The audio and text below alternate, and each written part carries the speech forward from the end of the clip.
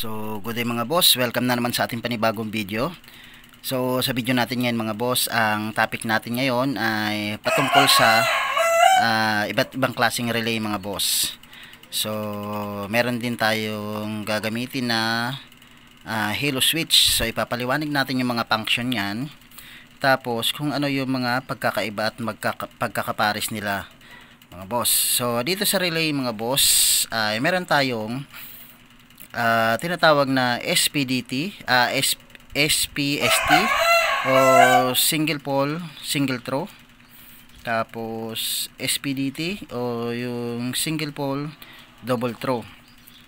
So dito sa example natin mga boss, ang naiproduce lang natin is yung SPST mga boss. So nagkaubusan kasi o naubusan tayo ng supply nito, so SPDT. Tapos meron din tayong mini relay. So yan, mini relay. Tapos yung halo switch mga boss. So dito muna tayo sa SPST. So sa SPST mga boss, meron siyang limang pin mga boss. So yan yung pin ng wirings. So dito meron siyang 30, 86, 85 at 87. Dalawa siyang 87 mga boss, gitna at yung nasa taas. So ganyan yung diagram ng pin nya. So dito naman sa diagram na to mga boss, makikita naman natin yung diagram na to dito sa mismong ating relay, dito sa taas mga boss ng ating relay. So yan. So dito, so yan, kung titingnan natin mga boss ay magkapares talaga siya. So yan, dun sa ating drawing dito. So yan, tabi muna natin to. So dito yung 30, ito yung pinaka-supply natin mga boss. Kung papansinin natin, nandito yung 30. So yan, nakakonect agad yung 30 natin dito sa part na to. So yan, pero wala siyang tinatama ang connection mula dito sa 87, sa dalawang 87 na yan. So SPST yan mga boss. So single poles, single throw. Tapos etong 85 at 86, so yan naman yun mga boss, yung negative and positive natin. So pag once na nasupplyan yan mga boss, etong 85 at 86 ng negative at positive, so pwedeng ito yung positive o pwedeng ito yung positive, pwede rin ito yung negative o ito yung negative. So wala siyang neto pinipili mga boss kung saan nyo ilalagay yung negative or positive nung 86 at 85. Basta't masupplyan sila, yung 30 ay aakyat na mula dito sa 30, aakyat na siya dito sa 87. Katulad dito mga boss, yung 30 nandito na siya, may linya na siya papunta rito sa taas. Ano na lang yung kailangan, yung supply mula dun sa 85 at 86 na negative at positive, para yung kuryente na itong 30 mga boss, maitutulak niya papunta dito sa 87, sa dalawang 87. So ganyan nagpa-function yung SPST mga boss, single pole single throw. So kailangan lang ng may trigger dito sa 85 at 86, so para yung 30 ay mapunta dito sa connection niya sa 87.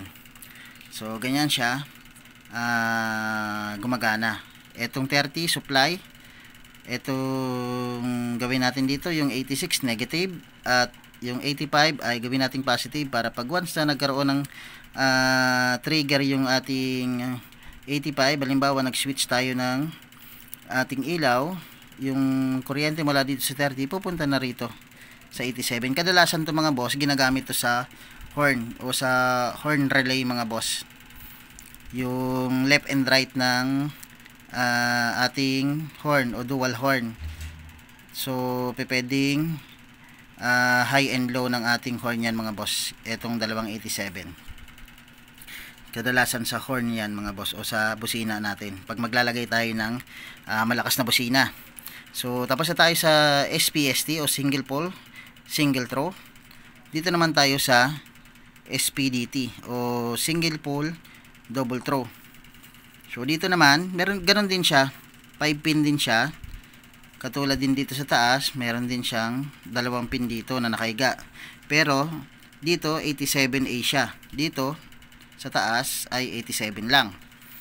So ano naman pinagkaiba niya mga boss? Yung 30, ganun pa rin, supply pa rin siya sa battery. Katulad dito, sa battery siya nakakonect. Tapos bago dumaan yan ng battery, syempre, o bago kumunik yan ng battery, kailangan may fuse yan mga boss. Etong 86, dahil dito negative siya, gawin natin negative yan. Etong 85, gawin nating trigger.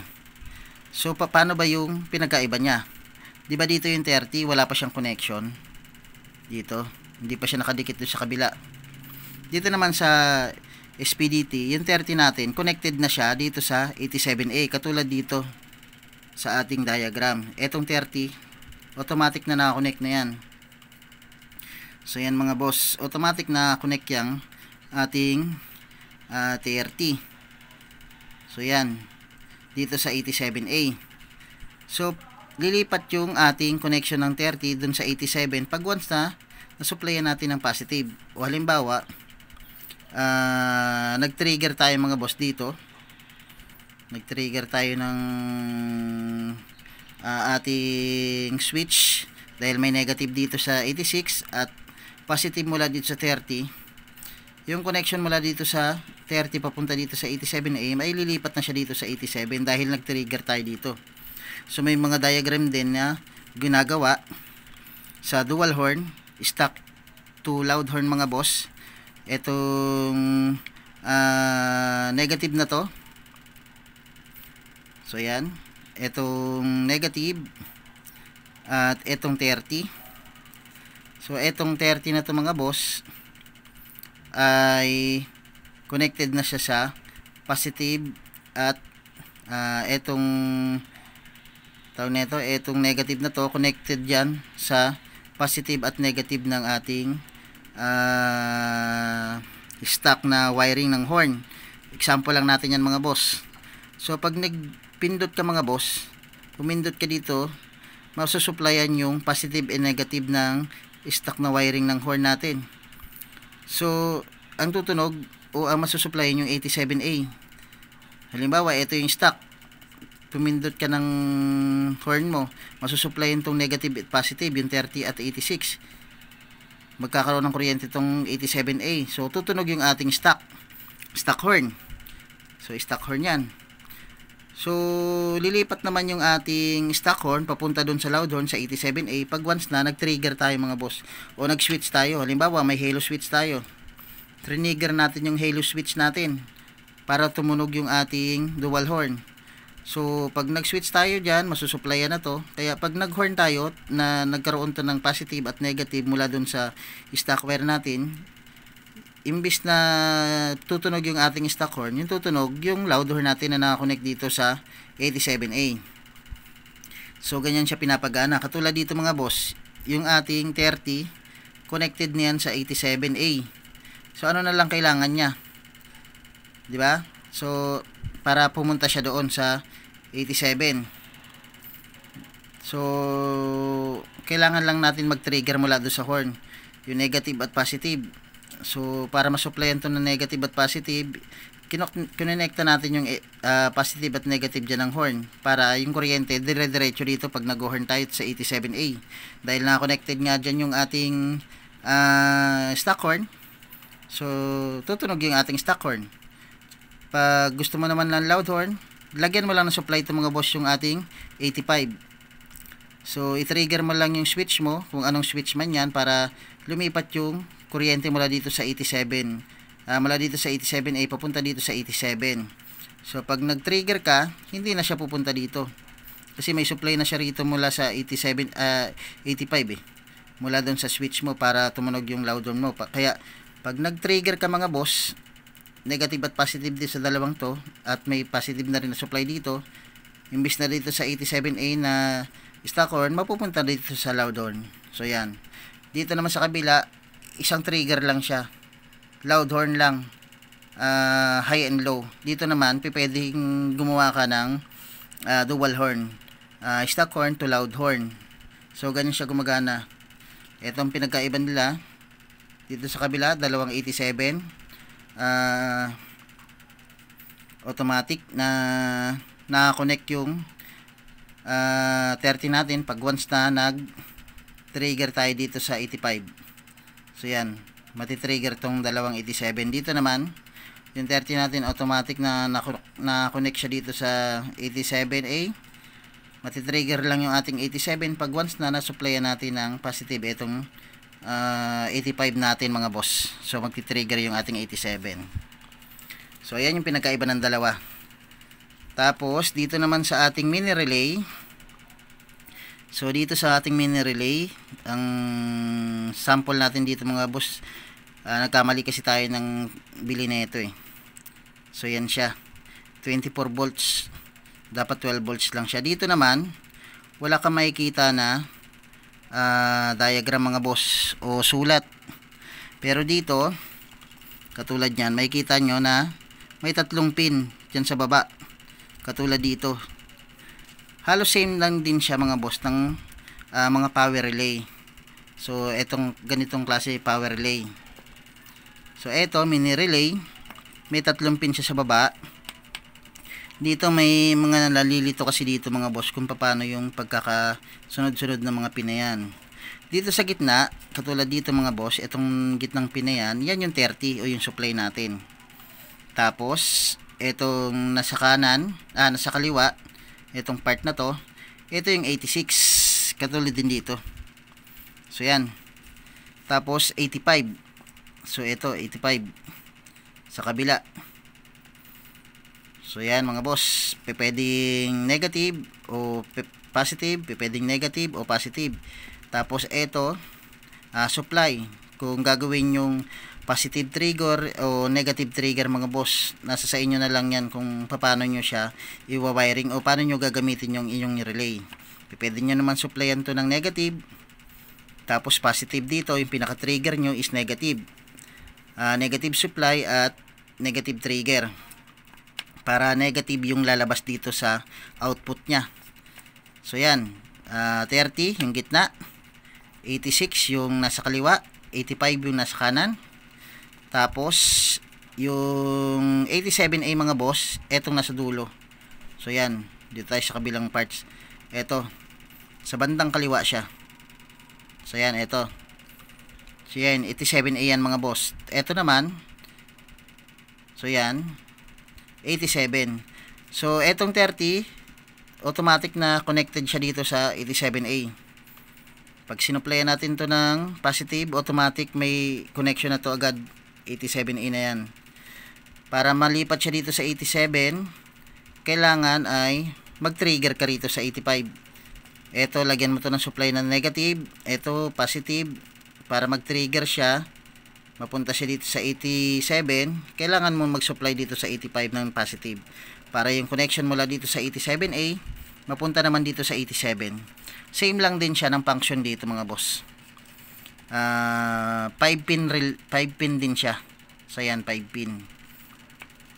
Tapos atong SPDT to mga boss, itong mini relay na to. So yan,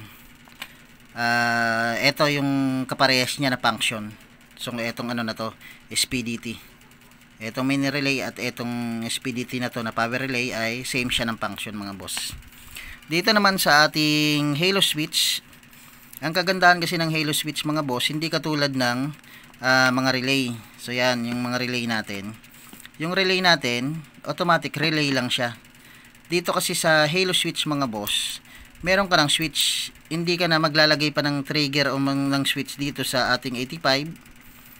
Hindi ka na maglalagay ng extra switch para mag-trigger yung ating 87. Mula dito sa 87A, mapupunta dito sa 87. So magpa-function lang yon kapag nag-switch ka dito o nagdagdag ka ng switch. Ito yung kagandahan ng halo switch mga boss. Parang ano na siya, relay na built-in na may switch. So dito meron siyang mapapansin natin na meron siyang 5 pin. So hindi makita yung ano natin mga boss. Yung pinakababa mga boss is ito yung common. So yan, 'di ba may tatlong hilera na pin yan. So yung part na etong dalawa na to, left and right na pin, so yan nakatayo, tapos may tatlong pababa.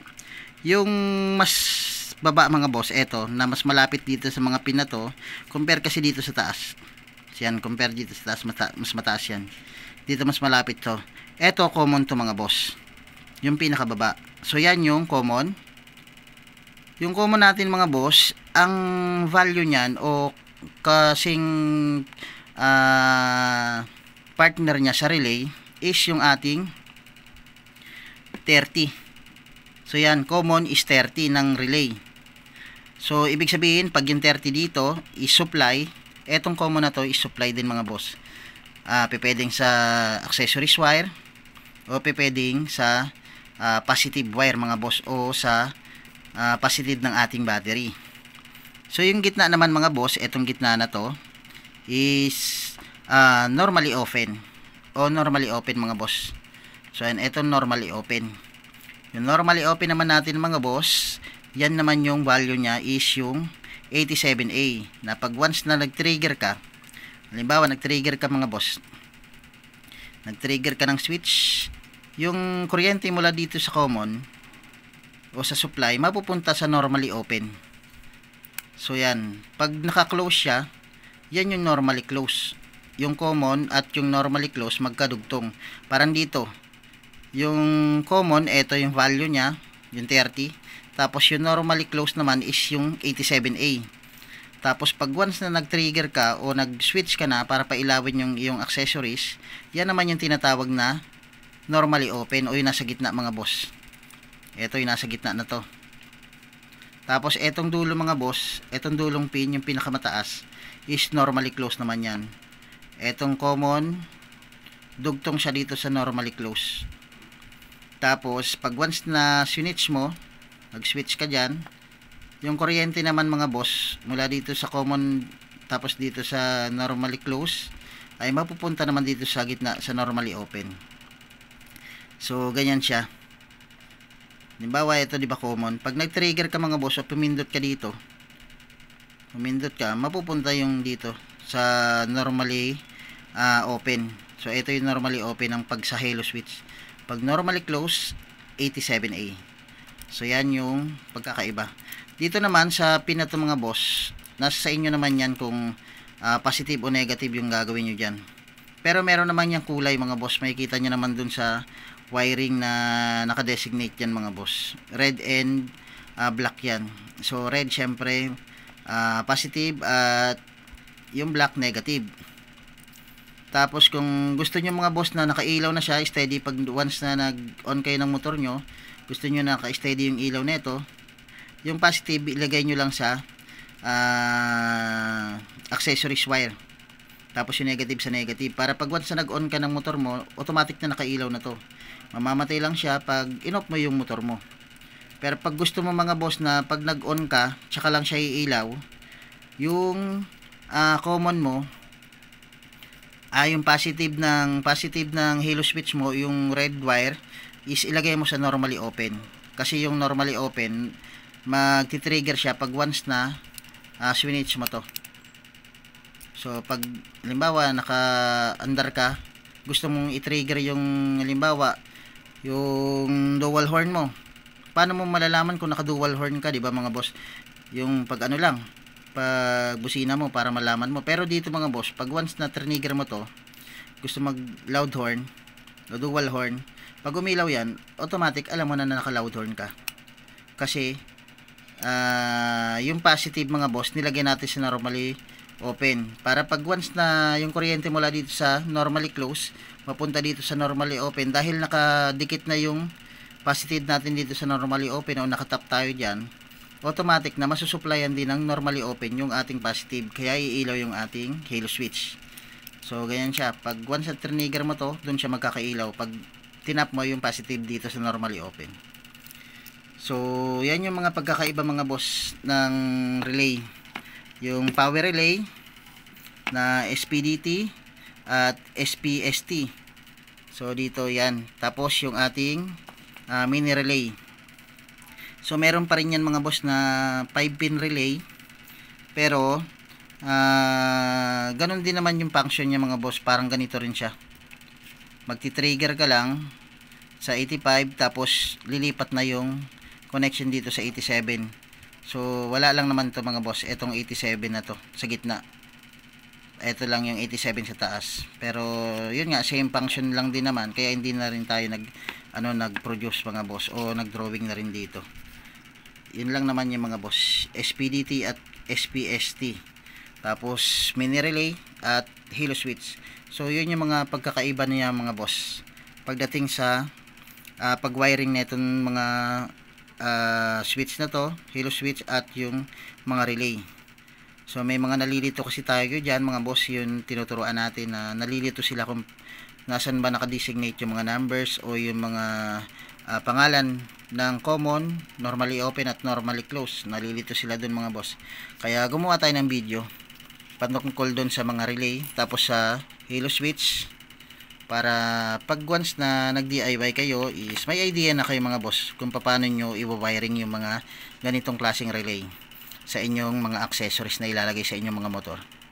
So muli mga boss, at kung nagustuhan nyo yung video natin ngayon ay huwag natin kalimutan mag-like mga boss, at share and subscribe para marami pang makaalam, o yung hindi nakakaalam mga boss na gusto mag DIY is may idea na sila kung paano nila gagawin yung kanilang mga binabalak na setup sa kanilang mga motor. So mag-iwan na rin tayo ng komento mga boss dyan sa ating comment section para marinig natin o malaman natin yung mga saloobin ng ating mga viewers o mga saloobin yung mga boss patungkol sa video ito. Mga katanungan ninyo, lagay ninyo dyan para kung sakali ay makita natin yan, masasagot natin yan mga boss agad-agad. At yun na nga mga boss, maraming salamat at God bless.